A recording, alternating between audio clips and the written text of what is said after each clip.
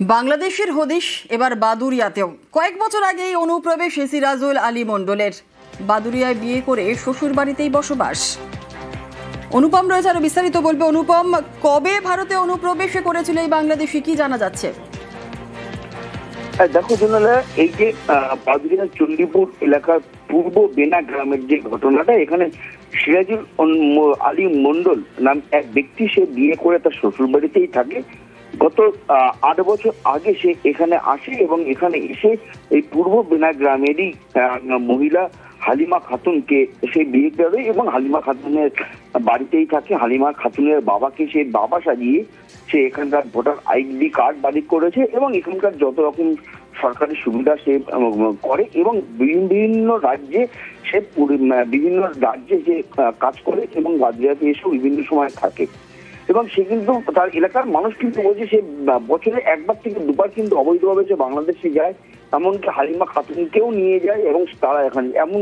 আচ্ছা অনুপম, একটা বিষয়, সিরাজুল আলী মণ্ডল যে বাংলাদেশি, সেটা কি প্রতিবেশীরা জানতো? দেখো, সিরাজুল আলী মণ্ডল বাংলাদেশি, এটা প্রতিবেশীরা কিছু কিছু প্রতিবেশী জানতো, কিন্তু এলাকার যেসব প্রভাবশালী ব্যক্তি যাদের দ্বারা এ ভোটার হয়েছে সেই সব নেতার নেতৃত্বে তারা কিন্তু পরিষ্কারভাবে জানতো যে এ বাংলাদেশি এবং তাদের মধ্যেই কিন্তু হয়েছে, এমনটাই কিন্তু এলাকার মানুষ কিন্তু দাবি করছে। এবং এলাকার মানুষ যেটা দাবি করছে যে এই সিরাজুল আলী মোল্লা যেহেতু বাংলাদেশের বাসিন্দা, বাংলাদেশে চলে যায় এমনটাই দাবি করছে। এবং শুধু এনা, এই যে এই এলাকায় আরো বেশ কয়েকজন বাংলাদেশি আছে, কিন্তু তারা এতটাই প্রভাবশালী। একেবারে অনুপম, সঙ্গে থাকো, আমরা একবার শুনি যে প্রতিবেশীরা কি বলছেন। মেয়েটা তো ইন্ডিয়ান, ওর ইন্ডিয়ান সব আছে। স্বামী একবার বিদেশে থাকে, একবার বাংলাদেশে যায়, একবার বিদেশে থাকে, একবার এখানে থাকে, এই করে বেড়ায়। অ্যাকচুয়ালি অরিজিনাল বাড়ি কোথায়? অরিজিনাল বাংলাদেশ হতে পারে, শিওর এটা। আর এর বউ কিন্তু চলে গেছে বাংলাদেশে এর আনতে, একবার দুবার গিয়েছে আনতে, বাংলাদেশ তো ফেরত আনতে গিয়েছে। স্বামী চলে গেলে বাংলাদেশ? হ্যাঁ। কি করতে গিয়েছিল? আরে বাংলাদেশে বাড়ি। সিরাজুল মণ্ডলের স্ত্রী কি বলছেন সেটা একবার একটু জানার চেষ্টা করব। অনুপম, সিরাজুলের স্ত্রী কি বলছেন? যেটা বলছিলেন যে তিনি তার স্বামী বাংলাদেশে বাড়ি না, তিনি যেটা দাবি করছে।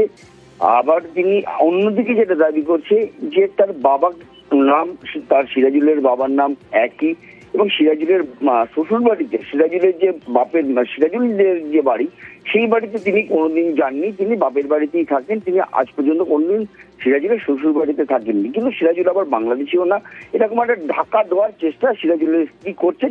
যেহেতু সিরাজুলের স্ত্রীর কাছে যখন জিজ্ঞাসা করা হলো যে 2002 সালে তার ভোটার লিস্টে নাম আছে কিনা, তখন কিন্তু সিরাজুলের স্ত্রী কিন্তু এড়িয়ে কিন্তু তিনি ঘরের ভিতরে চলে গেলেন। তিনি কিন্তু কোনো রকম কথা বললেন না, আর আমাদের সঙ্গে কোনো রকম এই বিষয়ে আলোচনাই করলেন না। তিনি কিন্তু পুরো ঘরে ঢাকা। ধন্যবাদ। আমার শ্বশুর বাড়ি এই তো মুর্শিদাবাদ। ভোট দিয়েছে, 2-3 বার দিয়েছে। ভোট দিয়েছে বাংলাদেশের খুলনায় বাড়ি বলছে SM মিরাজুল ইসলাম, আপনার স্বামী। না, তার ভোটার কার্ডও রয়েছে। না, বাংলাদেশ থেকে কবে এসছে ভারতে? বাংলাদেশে বাড়িতে তো আমি কখনো যাইনি। না, আমি ওটা কখনো শুনি। ও তো বাংলাদেশের তো ভোটার না এখানে। এটা কি 2002 এর তালিকায় নাম নেই বলেই জানিয়েছেন বিএলও। বিষয়টি খতিয়ে দেখে ব্যবস্থার আশ্বাস বিএলও। আমরা কি ব্যবস্থা নেব? আমাদের তো হাত পা বাঁধা, উপর থেকে আমাদের ইয়ারও যেভাবে নির্দেশ দিচ্ছে সেইভাবে আমরা আমাদের কাজটা করছি। এই যে মিরাজুল ইসলামের এই যে ব্যাপারটা, আপনি কি জানতেন এই বাংলাদেশে? না, এটা আমি জানতাম না। এবং এটা জানার বিষয়টা তো আমাদের না, এই ভোটার কার্ডগুলো করেছে যেসব অফিসাররা, তারাই তো ভালো বলতে পারে। এসআইআর ফর্ম ফিল আপে ভুল, তাই ফর্মটি বাতিল করে দেন বিএলও। এতেই চোটে লাল সন্দেশখালী তৃণমূল নেতা। অভিযোগ, বিএলওকে ফোন করে খুনের হুমকি দেন, বাড়ি ভাঙচুরও করা হয়। শাহজাহান ঘনিষ্ঠ এই নেতাকে গ্রেফতার করেছে পুলিশ।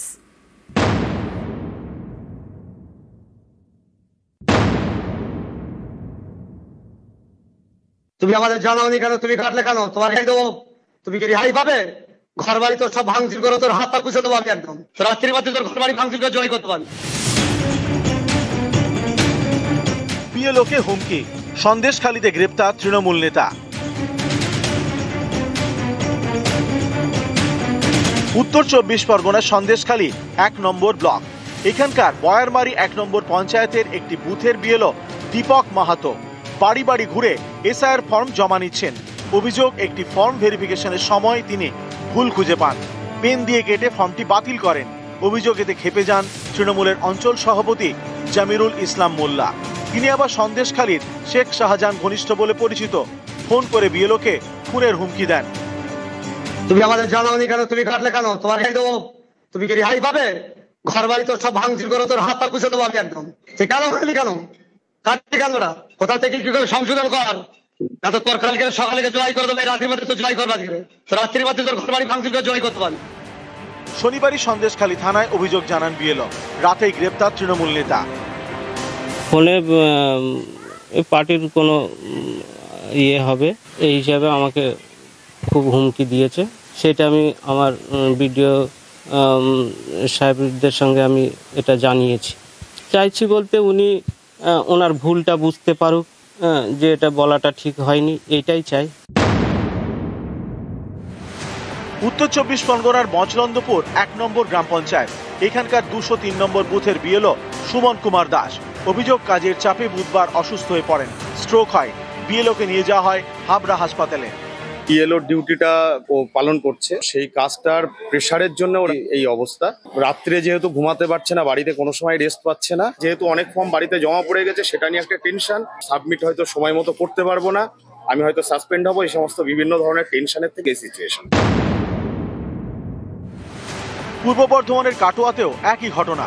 বিএলও সুখদেব দাস রবিবার বাড়ি বাড়ি ঘুরে এসআইআর ফর্ম জমা নিচ্ছিলেন, তখনই অসুস্থ হয়ে পড়েন। নিয়ে যাওয়া হয় কাটোয়া মহকুমা হাসপাতালে। পরিবারের অভিযোগ, এসআইআর এর কাজের চাপে অসুস্থ হয়ে পড়েন সুখদেব। তো কদিন যাবতীয় আমি একদম খেতে পারছি না, এত প্রেশার, প্রচন্ড কাজের চাপ। বিএলওর যে ডিউটি চলছে, আমাদের টার্গেট দেওয়া হচ্ছে 150-200, সেটা কালেক্ট করতে আমাদের 6 থেকে 7 ঘন্টা করে ফিরতে সময় লাগছে। তারপরে বাড়ি এসে ডিজিটাইজ করতে সময় লাগছে। আমরা 18 ঘন্টা 20 ঘন্টা করে কাজ করেও পেরে উঠছি না। দক্ষিণ 24 পরগনা সোনারপুর, শনিবার সন্ধেয় এখানে অসুস্থ হয়ে পড়েন বিএলও তনুশ্রী হালদার নাইয়া। পরিবারের দাবি, এসআইআর এর কাজের চাপ নিয়ে অসুস্থ হয়ে পড়েন, জ্ঞান হারান। সঙ্গে সঙ্গে নিয়ে যাওয়া হয় বারুইপুর মহকুমা হাসপাতালে। কাজ করে বাড়িতে আবার রাত জেগে কাজ করে, এই জন্য প্রচন্ড প্রেশার নিতে পারছিল না। কদিন বলছিল আমি পারবো না, কারণ নিজের উপর থেকে চাপ দেওয়া যে কাজ কমপ্লিট করতে হবে। আর এইভাবে দিনের পর দিন চলছে। এমনিতে অসুস্থ, প্রেশার আপ ডাউন করে। দক্ষিণ 24 পরগনার জয়নগর, অভিযোগ, এসআইআর নিয়ে কাজের চাপে এখানে অসুস্থ হয়ে পড়েন এক বিএলও, নাম কমল নস্কর। সেই তাড়াতাড়ি কাজ ডিস্ট্রিবিউট করতে গিয়ে ফর্ম সব দিয়ে দিয়েছি। এইবার আমার তোলার পালা এমন সময় চিন্তা টেনশনে হঠাৎ শরীর অসুস্থ হয়ে পড়ে, তারপরে ফর্মটা আমি তুলতে পারিনি। জলপাইগুড়ির নন্দপুর বোয়ালমারিতে আবার অন্য ছবি। এখানকার একটি বুথের বিএলও বিরাজ কুমার সরকার। সম্প্রতি তার বাবার মৃত্যু হয়েছে, তারপরও করে যাচ্ছেন এসআইআর এর কাজ। নিউজ 18 বাংলা। বিএলওর মৃত্যুতে শুভেন্দুকে নিশানা, শুভেন্দু কমিশনকে নিশানা কল্যাণের। বিএলওর মৃত্যুতে শুভেন্দু কমিশন দায়ী বলেই তো আইনি ব্যবস্থার দাবি শ্রীরামপুরের সাংসদের। Inhuman pressure is being created by the Chief Election Commission to the BLO. They are under tremendous pressure. And the BJP hooligans, all the leaders of BJP hooligans, those who have no organization in the West Bengal, they are going to CEO and going to Chief Election Commission for creating pressure. Election Commission and the BJP leaders, mainly, Shubhendu Adhikari is responsible for all death. Criminal proceedings should be initiated against them immediately. কল্যাণকে পাল্টা জবাব বিজেপির। পার্টির চাপে মাথা হারিয়েছেন, যে কারণে ওনার ওখানে যারা স্লোগান দিয়েছিল ওনার পার্টির লোকেরাই মাতাল তোমায় জানতে হবে, আগামীকে মানতে হবে বলে, তৃণমূল কংগ্রেসের লোকেদের চাপেতেই উনি আজকে এইসব কথা বলছেন। নির্বাচন কমিশন কাজ করছেন, সেখানে বিজেপি কোথায়? বিজেপি নির্বাচন কমিশনের কাজকে সমর্থন করেছে। পরিষ্কার পরিচ্ছন্ন ভোটার তালিকা আমাদের চাই, এটা আমাদের সমর্থন করেছেন। বিভিন্ন জায়গায় বিএলওদের তুরিতকারী করছেন তৃণমূলের নেতারা, ধমকি দিচ্ছেন। তো এইরকম একটা জায়গায় দাঁড়িয়ে কল্যাণবাবু সকালে বিকেলে রাত্রিরে যে চাপ বা চাকরি এই কথা বলুন না কেন, বাংলার মানুষ সেটা মানছে না। এসআইআর এর চাপে বিএলওদের অসুস্থ হওয়া থেকে আত্মহত্যার মতো একাধিক অভিযোগ সামনে এসেছে। আর তার মধ্যেই অন্য ছবি বীরভূমের লাভপুরে। সেখানে 17 দিনের মধ্যেই এসআইআর এর যাবতীয় কাজ শেষ করার দাবি বিএলওর।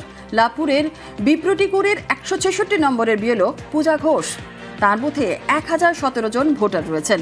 বিএলওর দাবি, এসআইআর ফর্ম বিলির পর সেগুলি সংগ্রহ করে ডেটা এন্ট্রির কাজ শেষ করেছেন মাত্র 17 দিনে। তথ্যগত কারণে বুথের শুধু 3 জনের ডেটা এন্ট্রি করা যায়নি। আমার এখন 99.91% কাজ হয়েছে। পার ডে আমার 100 থেকে 150টা আমি এন্ট্রি করতাম। আমার টার্গেটই ছিল যে আমাকে আজকে 100 থেকে 150টার মধ্যে আমাকে এন্ট্রি করতেই হবে। কোনো সময় 2টো, কোনো সময় 3টে, কোনো সময় 4টে পর্যন্ত আমরা এন্ট্রি করেছি। সহজভাবে কাজটা নিন। আমি বলবো রাত্রিবেলা তারা একটু এন্ট্রি করার চেষ্টা করুন, কারণ দিনের বেলা সার্ভারটা ডাউন থাকবে। প্রেশার একটু আছে, নিজের মতো করেই করে নিয়েছি, কঠিন ভাবিনি।